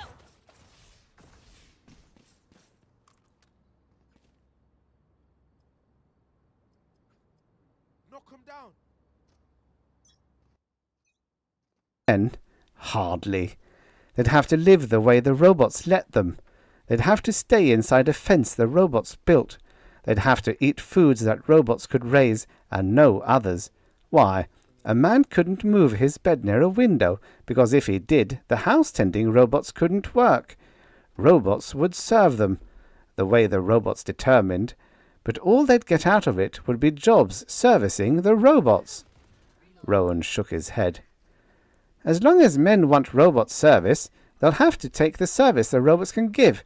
If you don't want those services... I want to decide what I want, said Huygens again mildly, instead of being limited to choose among what are offered. On my home planet, we halfway tamed it with dogs and guns. Then we developed the bears, and we finished the job with them. Now there's population pressure, and the room for bears and dogs and men is dwindling. More and more people are being deprived of the power of decision and being allowed only the power of choice among the things robots allow. The more we depend on robots, the more limited those choices become. We don't want our children to limit themselves by wanting what robots can provide. We don't want them shriveling to where they abandon everything robots can't give or won't. We want them to be men and women, not damned automatons who live by pushing robot controls so they can live to push robot controls. If that's not subordination to robots... It's an emotional argument, protested Roan. Not everybody feels that way. But I feel that way, said Huygens, and so do a lot of others. This is a big galaxy, and it's apt to contain some surprises. The one sure thing about a robot and a man who depends on them is that they can't handle the unexpected. There's going to come a time when we need men who can. So on my home planet, some of us asked for Lauren too, to colonize. It was refused. Too dangerous. But men can colonize anywhere if they're men. So I came here to study the planet, especially the Sphinxes. Eventually, we expected to ask for a license again, with proof that we could handle even those beasts. I'm already doing it in a mild way, but the survey licensed a robot colony. And where is it? Roan made a sour face. You picked the wrong way to go about it, Huygens. It was illegal. It is. It was the pioneer spirit, which is admirable enough, but wrongly directed. After all, it was pioneers who left Earth for the stars, but... Sourdough raised up on his hind legs and sniffed the air. Huygens swung his rifle around to be handy. Rowan slipped off the safety catch of his own. Nothing happened. In a way, said Rowan vexedly, you're talking about liberty and freedom, which most people think is politics. You say it can be more. In principle, I'll concede it. By the way you put it, it sounds like a freak religion. It's self-respect, corrected Huygens. You may be, Faronel growled. She bumped Nugget with her nose to drive him closer to Roan. She snorted at him. She trotted swiftly to where Sitka and Sourdough faced toward the broader Sphex-filled expanse of the Seer Plateau. She took up a position between them. Huygens gazed sharply beyond them, and then all about. "This could be bad," he said softly, "but luckily there's no wind. Here's a sort of hill. Come along, Roan." He ran ahead, Roan following and Nugget plumping heavily with him. They reached the raised place, actually a mere hillock, no more than 5 or 6 feet above the surrounding sand, with a distorted cactus-like growth protruding from the ground. Huygens stared again. He used his binoculars. "One Sphex," he said curtly. "Just one. And it's out of all reason for a Sphex to be alone. But it's not rational for them to gather in hundreds of thousands either." He wetted his finger and held it up. "No wind at all." He used the binoculars again. "It doesn't know we're here," he added. "It's moving away. Not another one in sight." He hesitated, biting his lips. "Look here, Roan. I'd like to kill that one lone Sphex and find out something. There's a 50% chance I could find out something really important. But I might have to run. If I'm right," then he said grimly, "it'll have to be done quickly. I'm going to ride Faro Nell for speed. I doubt Sitka or Sourdough would stay behind, but Nugget can't run fast enough. Will you stay here with him?" Roan drew in his breath. Then he said calmly, "You know what you're doing, of course. Keep your eyes open. If you see anything, even at a distance, shoot and we'll be back, fast. Don't wait until something's close enough to hit. Shoot the instant you see anything, if you do." Roan nodded. He found it peculiarly difficult to speak again. Huygens went over to the embattled bears. He climbed up on Faro Nell's back, holding fast by her shaggy fur. "Let's go," he snapped. "That way, hup!" The 3 Kodiaks plunged away at the dead run, Huygens lurching and swaying on Faro Nell's back. The sudden rush dislodged Semper from his perch. He flapped wildly and got aloft. Then he followed effortfully, flying low. It happened very quickly. A Kodiak bear can travel as fast as a racehorse on occasion. These 3 plunged arrow straight for a spot perhaps half a mile distant, where a blue and tawny shape whirled to face them. There was the crash of Huygens' weapon from where he rode on Faro Nell's back, the explosion of the weapon, and the bullet was one sound. The somehow unnatural spiky monster leaped and died. Huygens jumped down from Faro Nell. He became feverishly busy at something on the ground, where the party-coloured Sphex had fallen. Semper banked and whirled and came down to the ground. He watched, with his head on one side. Roan stared from a distance. Huygens was doing something to the dead Sphex. The 2 male bears prowled about. Faro Nell regarded Huygens with intense curiosity. Back at the hillock, Nugget whimpered a little. Roan patted him roughly. Nugget whimpered more loudly. In the distance, Huygens straightened up and took 3 steps toward Faro Nell. He mounted. Sitka turned his head back toward Roan. He seemed to see or sniff something dubious. He reared upward. He made a noise, apparently, because Sourdough ambled to his side. The 2 great beasts began to trot back. Semper flapped wildly and, lacking wind, lurched crazily in the air. He landed on Huygens' shoulder, and his talons clung there. The Nugget howled hysterically and tried to swarm up Roan, as a cub tries to swarm up the nearest tree in time of danger. Roan collapsed, and the cub upon him, and there was a flash of stinking scaly hide, while the air was filled with the snarling, spitting squeals of a Sphex in full leap. The beast had overjumped, aiming at Roan and the cub while both were upright and arriving when they had fallen. It went tumbling. Roan heard nothing but the fiendish squalling, but in the distance Sitka and Sourdough were coming at rocket ship speed. Faro Nell let out a roar and fairly split the air, and then there was a furry cub streaking toward her, bawling, while Roan rolled to his feet and snatched up his gun. He raged through pure instinct.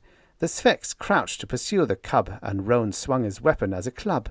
He was literally too close to shoot, and perhaps the Sphex had only seen the fleeing bear cub, but he swung furiously. And the Sphex whirled. Roan was toppled from his feet. an 800-pound monstrosity straight out of hell, half wildcat and half spitting cobra, with hydrophobia and homicidal mania added.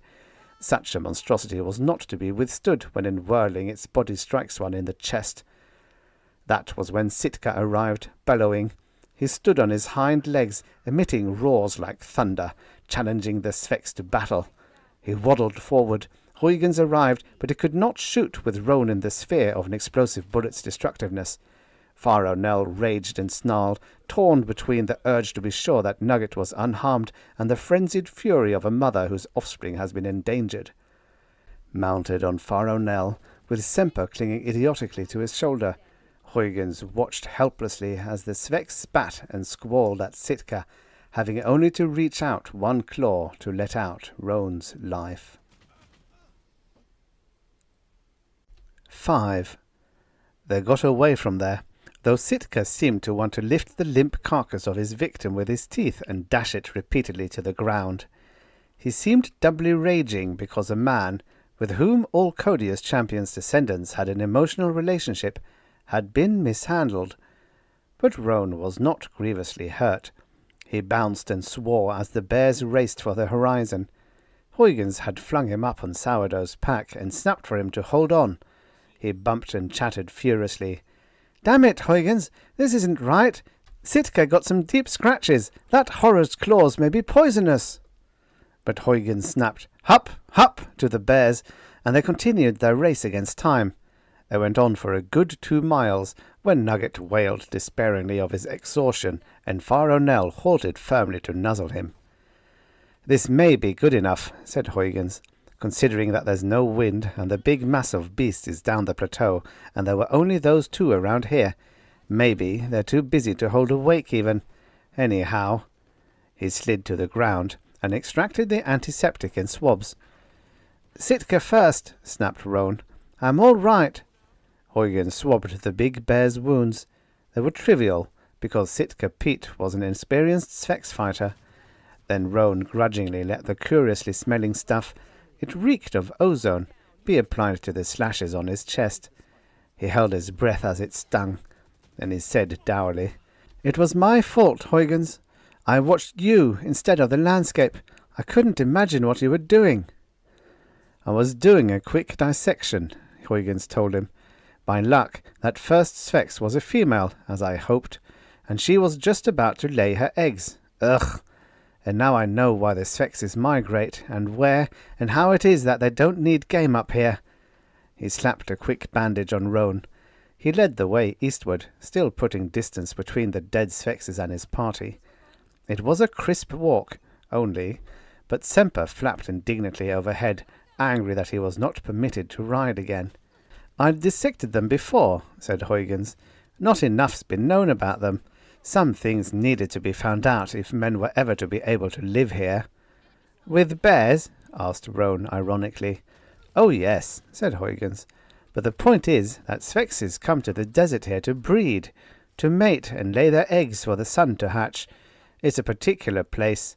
Seals return to a special place to mate, and the males, at least, don't eat for weeks on end. Salmon return to their native streams to spawn. They don't eat, and they die afterward. And eels, I'm using Earth examples, Roan, travel some thousands of miles to the Sargasso to mate and die. Unfortunately, Sphex don't appear to die, but it's clear that they have an ancestral breeding place and that they come here to the Sear Plateau to deposit their eggs." Roan plodded onward. He was angry with himself because he hadn't taken elementary precautions, because he'd felt too safe, as a man in a robot-served civilization forms the habit of doing, because he hadn't used his brain when Nugget whimpered, in even a bear cub's awareness that danger was near. "And now," Huygens added, "I need some equipment that the robot colony had. With it, I think we can make a start toward making this a planet that men can live like men on." Roan blinked. "What's that?" "Equipment," said Huygens impatiently. "It'll be at the robot colony." Robots were useless because they wouldn't pay attention to Sphex. They'd still be, but take out the robot controls, and the machines will do. They shouldn't be ruined by a few months' exposure to weather. Roan marched on and on. Presently he said, "I never thought you'd want anything that came from that colony, Huygens." "Why not?" demanded Huygens impatiently. "When men make machines do what they want, that's all right. Even robots. When they're where they belong. But men will have to handle flamecasters in the job I want them for. There have to be some, because there was 100-mile clearing to be burned off, and earth sterilizers, intended to kill the seeds of any plants that robots couldn't handle. We'll come back up here, Roan, and at the least we'll destroy the spawn of these infernal beasts. If we can't do more than that, just doing that every year will wipe out the race in time. There are probably other hordes than this, with other breeding places, but we'll find them too. We'll make this planet into a place where men from my world can come and still be men." Roan said sardonically, "It was Fexes that beat the robots. Are you sure you aren't planning to make this world safe for robots?" Huygens laughed shortly. "You've only seen one Nightwalker," he said. "And how about these things on the mountain slope, which would have drained you of blood and then feasted? Would you care to wander about this planet with only a robot bodyguard, Roan? Hardly. Men can't live on this planet with only robots to help them and stop them from being fully men. You'll see." They found the colony after only 10 days more of travel, and after many Spexes and more than a few stag-like creatures and shaggy ruminants had fallen to their weapons and the bears. But first they found the survivors of the colony.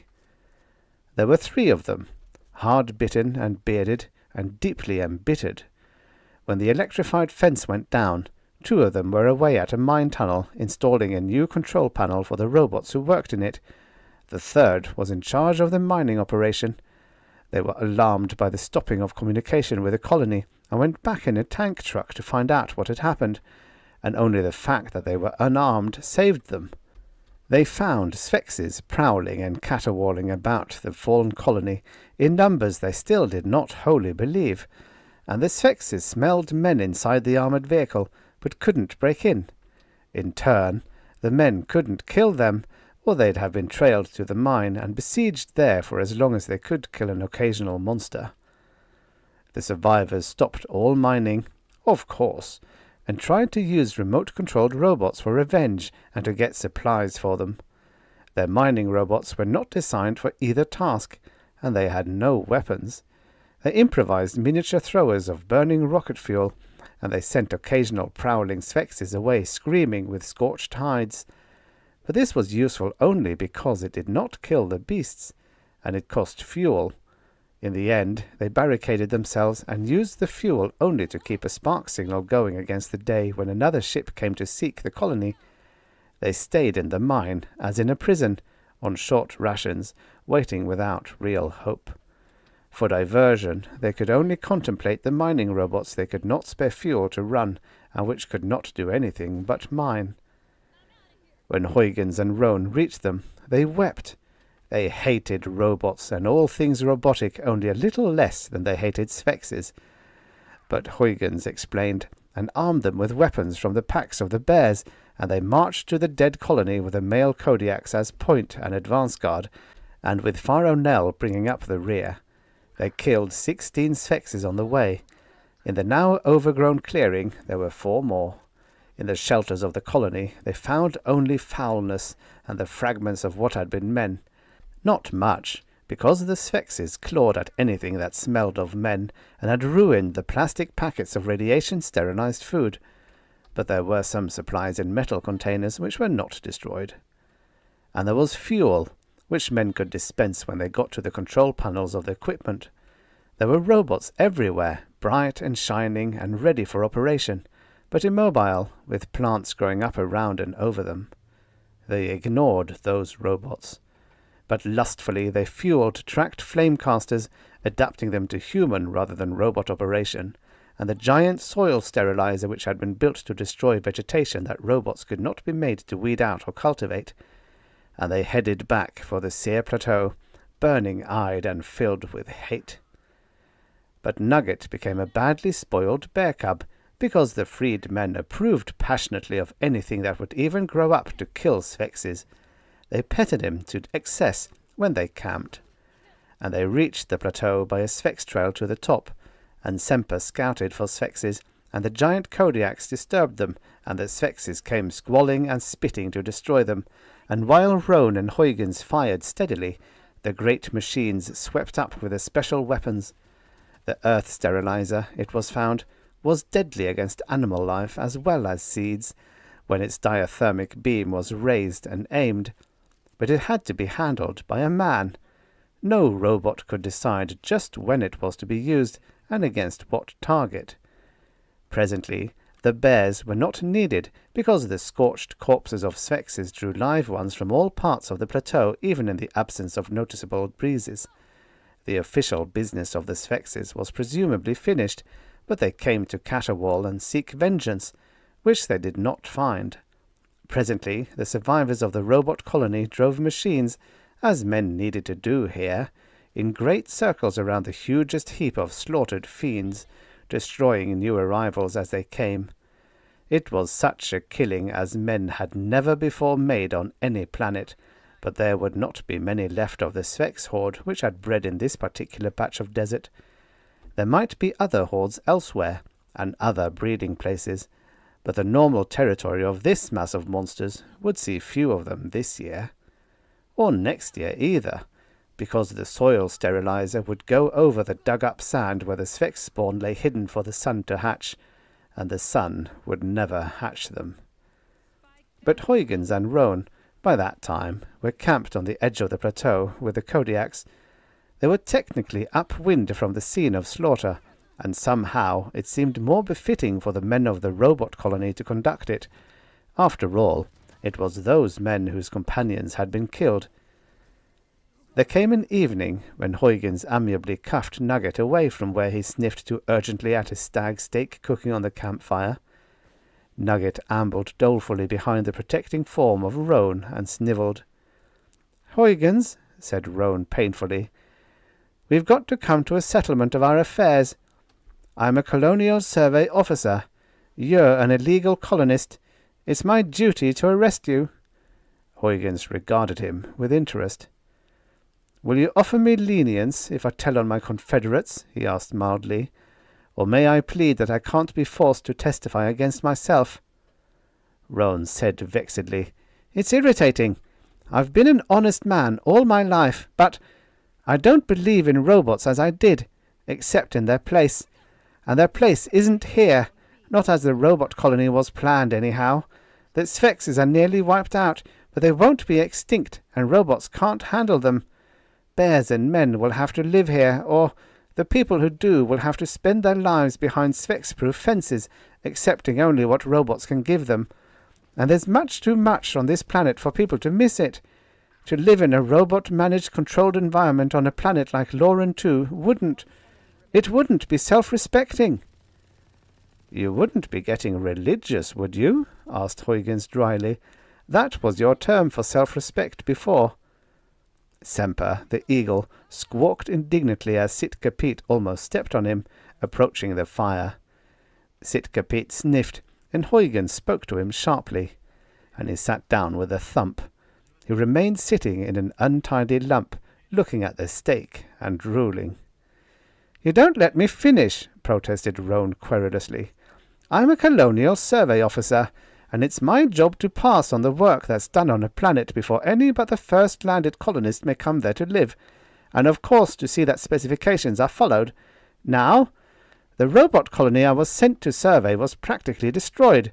As designed, it wouldn't work. It couldn't survive." Huygens grunted. Night was falling. He turned the meat over the fire. "Now, in emergencies," said Roan carefully, "colonists have the right to call on any passing ship for aid, naturally. So I've always been an honest man before, Huygens. My report will be that the colony as designed was impractical, and that it was overwhelmed and destroyed, except for 3 survivors who holed up and signaled for help. They did, you know." "Go on," grunted Huygens. "So," said Roan querulously, "it just happened, mind you, that a ship with you and Sitka and Sourdough and Faro Nell on board, and Nugget and Semper too, of course, picked up the distress call. So you landed to help the colonists, and you did. That's the story. Therefore, it isn't illegal for you to be here. It was only illegal for you to be here when you weren't needed. But we'll pretend you weren't. Huygens glanced over his shoulder in the deepening night. He said calmly, I wouldn't believe that if I told it myself. Do you think the survey will? They're not fools, said Roan tartly. Of course they won't. But when my report says that because of this unlikely series of events it is practical to colonize the planet, whereas before it wasn't, and when my report proves that a robot colony alone is stark nonsense, but that with bears and men from your world added, so many thousand colonists can be received per year, and when that much is true, anyhow... Huygens seemed to shake a little as a dark silhouette against the flames. A little way off, Sourdough sniffed the air hopefully. With a bright light like the fire, presently naked-looking flying things might appear to be slapped down out of the air. They were succulent. To a bear. My reports carry weight, insisted Roan.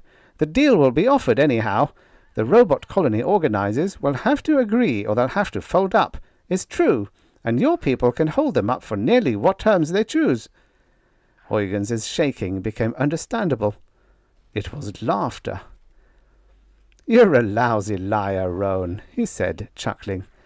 Isn't it unintelligent and unreasonable and irrational to throw away a lifetime of honesty just to get me out of a jam? You're not acting like a rational animal, Roan, but I thought you wouldn't when it came to the point. Roan squirmed. That's the only solution I can think of, but it'll work. I accept it, said Huygens, grinning, with thanks, if only because it means another few generations of men living like men on a planet that is going to take a lot of taming. And if you want to know, because it keeps Sourdough and Sitka and Nell and Nugget from being killed because I brought them here illegally. Something pressed hard against Roan. Nugget, the cub, pushed urgently against him in his desire to get closer to the fragrantly cooking meat. He edged forward. Roan toppled from where he squatted on the ground. He sprawled. Nugget sniffed luxuriously. Slap in, said Huygens. He'll move back. I won't, said Roan indignantly from where he lay. I won't do it. He's my friend. The end. Subscribe for your daily stories of futures past. Who knows? You might like the next one even better. My advice, don't get shot. Go, go, go.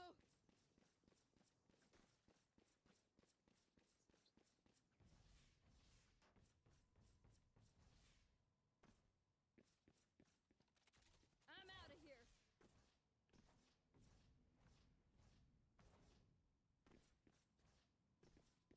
Gotta go.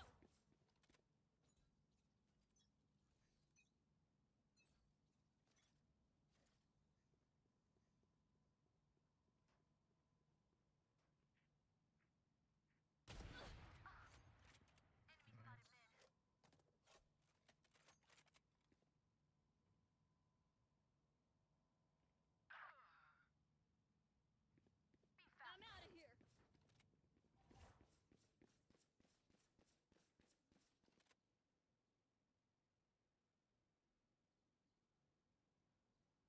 On left, on left. Phoenix left. Yeah, yeah, yeah. Yeah, yeah, yeah, yeah. Gotta go. Oh, he's not, he's not, he's not, he's not, he's not, he's not. 17.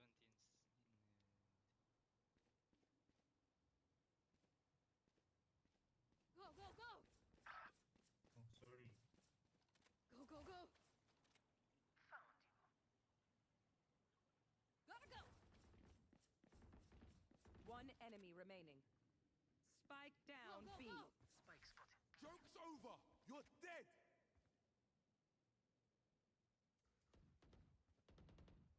30 seconds left.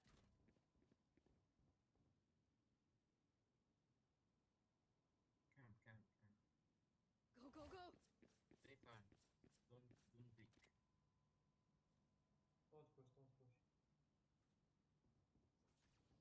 Caught one.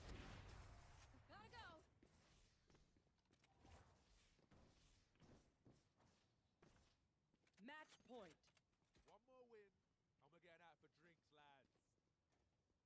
I'm out of here.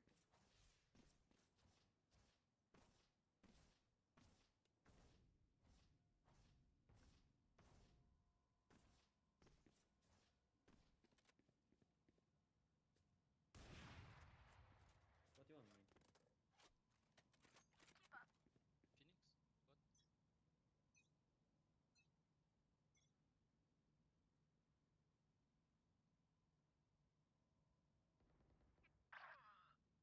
I'm out of here. Mid, caralho, é puxar. Watch out. Last player standing.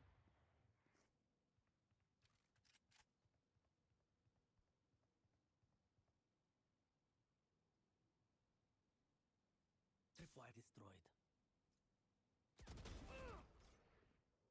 Where is everyone hiding?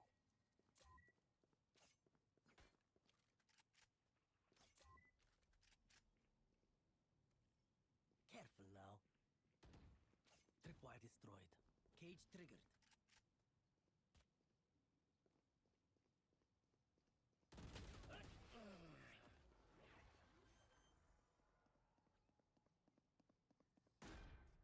Fight till the end, no matter what.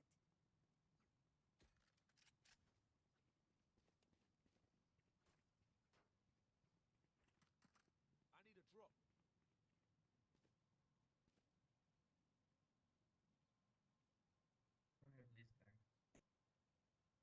Gotta go. Go, go, go. Quick feet, quick trigger.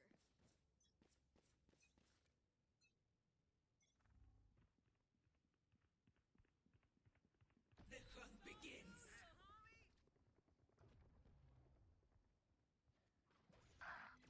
Somebody's there.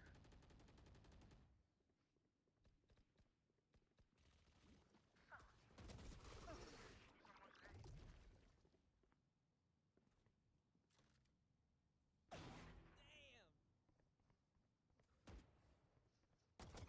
Hi! Hit! Camera taken out.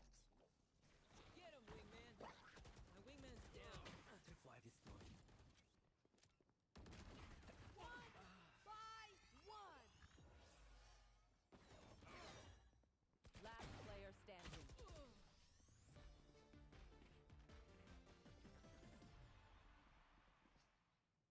Hi! Fight's not over, you know.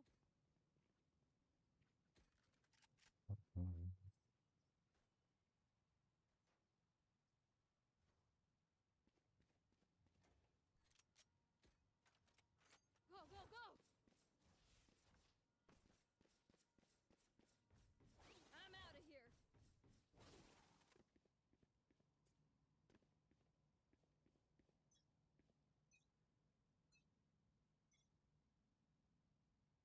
You want to play? Let's play. Come on, let's go. Tripwire destroyed. Put down. Gotta go. Spike down A. Bunch of guys, eh? I'm out of here.